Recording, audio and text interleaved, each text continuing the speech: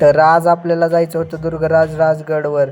तर जय शिवराय मित्रांनो, मी तुमचा धीरज घेऊन आलेला आहे नवीन ब्लॉग. गडावर जायचंय म्हणल्यावर आवरली की बॅग आणि निघालो गाडीच्या दिशेने. एक ठरवलेली जागा आणि वेळ निश्चित झाली. मग काय, सर्व एकत्र आलो आणि गाडीची वाट पाहत होतो. गाडी आल्याबरोबरच गाडीमध्ये बसून घेतलो. ही एक राजगडावर जाण्याची इच्छा माझी पूर्ण झाली. त्याचे कारण आहे सार्थक भैया आणि आमचा करण भैया. तर करण भैया तर फुटेज मध्ये काही आला नाही, कारण माझ्याकडे काहीही पैसे नसताना फक्त ते एकच शब्द म्हणाले, तू चल मी बघतो.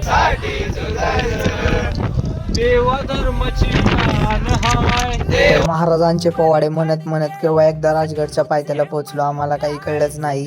आल्याबरोबरच एका श्वानाला भेटलो. मग काय, आपण श्वान प्रेमी असल्यामुळे पहिल्यांदा त्याला गोंजरलं.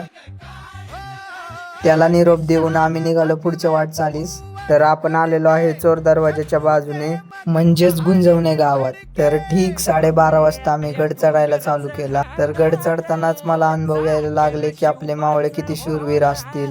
गडाचा अर्ध अंतर पार केल्याबरोबरच आम्हाला एक करवंदीचं झाड गावलं. 2-4 करवंद खाऊन पुढच्या वाटचालीस सुरुवात केली. खरा ट्रेक आत्ता चालू झालता, कारण की फक्त मोबाईलच्या उजेडामध्ये आम्हाला चढायचा होता चोर दरवाजा. कसं बस करत आम्ही वर आलो. वर आल्याबरोबरच हृदयातून एकच आवाज आला, महान होते ते मावळे, महान होते ते राजे. मुळे मला अभिमान वाटतो या महाराष्ट्रात जन्मल्याचा. दरवाजाने पद्मावती माचीवर आल्याबरोबरच आम्ही पद्मावती देवीचे दर्शन घेतले.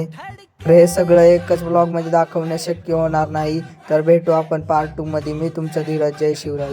जाऊ.